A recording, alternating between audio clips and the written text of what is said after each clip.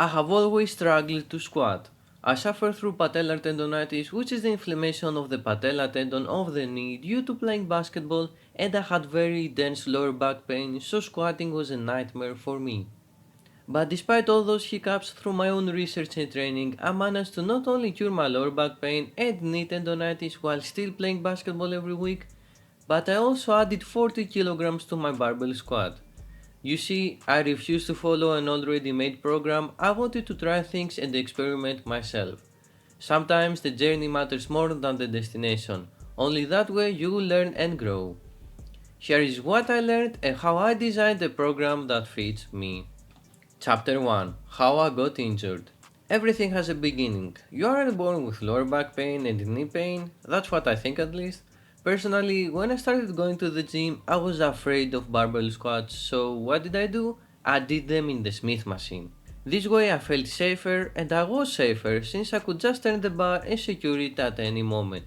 Within 6 months, I was repping 120 kg in the Smith machine, but something was wrong. My knee hurt. You see, I was inexperienced and I was doing my thing, and because I was also playing basketball, which is known to wreck your knees, and I was not warming up correctly or lifting correctly, my patellar tendon gave up. At times, my knee would shake and hurt while I was laying down, but I ignored it. Next up, we got my lower back pain. These days, it's very common for people to sit for long hours without having the best posture. That's me. I liked video games, so I could find myself sitting for hours at my computer just playing. Along with basketball and my bad lifting technique, this just got worse. Chapter 2: Dealing with my problems. While having immense knee pain and lower back pain, it's almost impossible to squat. Only the thought of loading my knees with that much weight brought fear to my mind, since that meant my knee could get injured at any time. So what did I do? I started slow. Through research I found out about Spanish squats. Spanish squats with a band help your knees get stronger while being a joint friendly movement. You typically perform this isometrically, aka holding a single position for around 30 seconds to a minute. It's important to remember that this also reduces pain temporarily, which is great because now you can actually train your leg muscles. I also found out about the benefits of single leg movements like the pistol squat.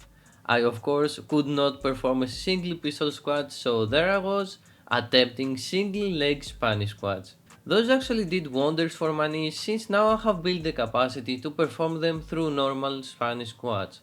Don't forget, this isn't a 1 week thing, this took weeks, months. Don't expect change overnight. The next thing I did might surprise you, but I reintroduced barbell squats back to my program. This might sound counterintuitive because it is. Barbell squats made my knees hurt and I decided to do them again. Won't that just hurt my knee? Well, it might surprise you to learn that this time around my knees actually felt better after each squat session.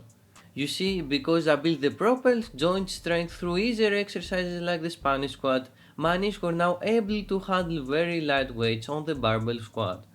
Of course, I didn't manage to progressively overload properly, so I did have some knee pain occasionally, but in the long run, my knee pain was drastically reduced. My knee pain was on coach cured, but my lower back required something else. It required the deadlift, but that's for another video. Chapter 3: Growing your squat. The path was now set for me to achieve greatness. 140 kg squat may not sound crazy to some experienced lifters, but we shouldn't forget that this could be a dream for some. We are not all powerlifters or go to the gym 5 days per week. I personally achieved this while being on a university and barely having the energy, time or rest to go to the gym. But here is what I did this past year. I had 2 leg days. On the first I did barbell squats along with lightweight RDLs. This way I could work on my quads using the squats and my lower back and hamstrings with the RDLs. On my second leg day I had deadlifts and the Bulgarian split squats. I have to mention though that the second leg day is way more taxing on the body and I did overpush myself recently. But here we are and we are learning. I would recommend you only go hard on one of the 2 exercises and not both, since your nervous system will be wrecked. I was also doing leg extension, seated calf raises and core work at the end of both leg days. The second leg day was also on a Saturday, a day I didn't have to go to uni and I could sleep normally and have the proper energy and rest. Even though I was barbell squatting once per week due to me correctly managing the volume and also doing Bulgarian split squats on the other leg day, which is a known excellent accessory to barbell squats, I managed to almost PR every week on the barbell squat. Of course, there were hiccups along the way, I did get sick and lose 4 kg one time, but I managed to bounce back pretty quickly. Muscle memory is real. What I wanna say is that yes, the destination is the goal, but sometimes the journey can prove more valuable. What you learn along the way is what will help you push to even crazier goals and achieve feats of strength your younger self will put you in a crazy asylum for. I appreciate you for watching till the end. If you found it useful and want to see more, make sure to subscribe and leave a like. This really helps me make more content for you guys. Peace.